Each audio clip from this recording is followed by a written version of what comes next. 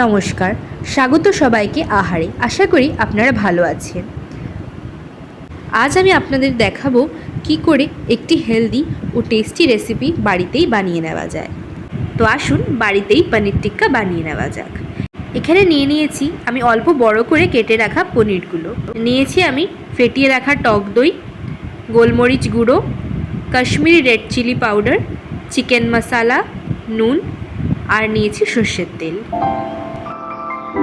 এবার বানিয়ে নেব পনির টিক্কার ম্যারিনেশনটা। এর জন্য দিয়ে দিচ্ছি এখানে 4 চামচ ফেটিয়ে রাখা টক দই।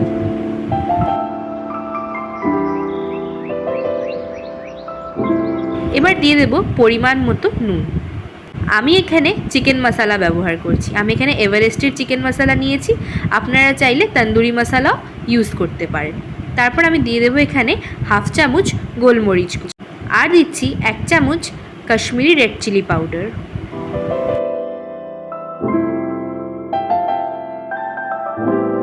দিয়ে দেব বড় চামচে 2 চামচ সর্ষের তেল। সব মশলা আমার দেওয়া হয়ে গেছে। এবার সব মশলাগুলোর সঙ্গে টক দইটাকে ভালো করে মিশিয়ে নেব।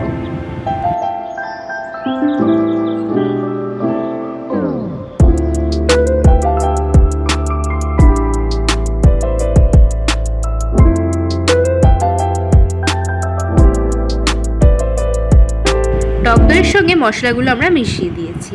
এবার চৌকো করে কেটে রাখা পনিরের টুকরোগুলো দিয়ে দেব।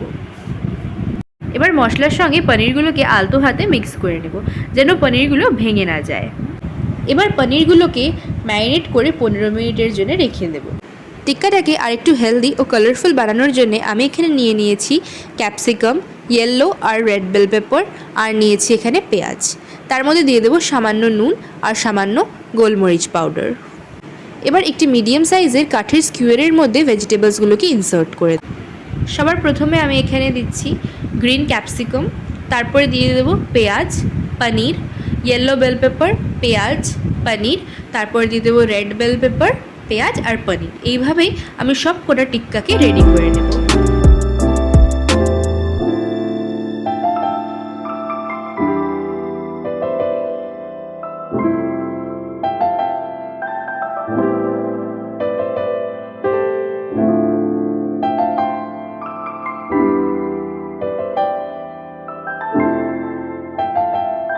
সব টিক্কাগুলো এক এক করে আমি সুন্দরভাবে রেডি করে নিয়েছি।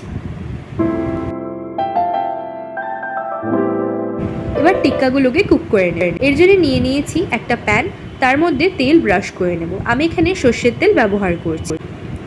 হালকা গরম হয়ে গেলে আমরা এখানে এক এক করে পনির টিক্কাগুলোকে দিয়ে দেব।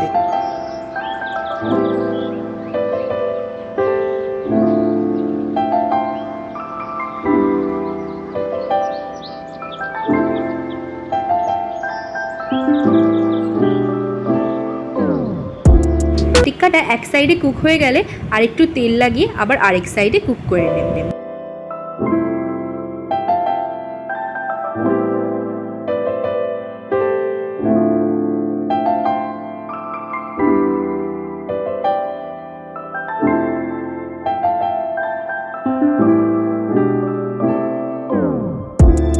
এইভাবেই আমার সব করা টিক্কা কিন্তু রেডি হয়ে গেছে। আমাদের পনির টিক্কা রেডি। আমি এখানে গরম গরম পনির টিক্কা সার্ভ করেছি। আপনারা তো রেসিপিটা দেখলেন। এইভাবে অতি সহজেই একটি হেলদি ও টেস্টি পনিরের রেসিপি কিন্তু আপনারা বাড়িতেই বানিয়ে নিতে পারবেন। আশা করি আপনাদেরও ভালো লাগবে। অবশ্যই বানাবেন ও আমায় কমেন্টে জানাবেন আপনাদের ঠিক কেমন লাগলো। যদি ভালো লেগে থাকে অবশ্যই লাইক, শেয়ার ও সাবস্ক্রাইব করবেন। Thanks for watching.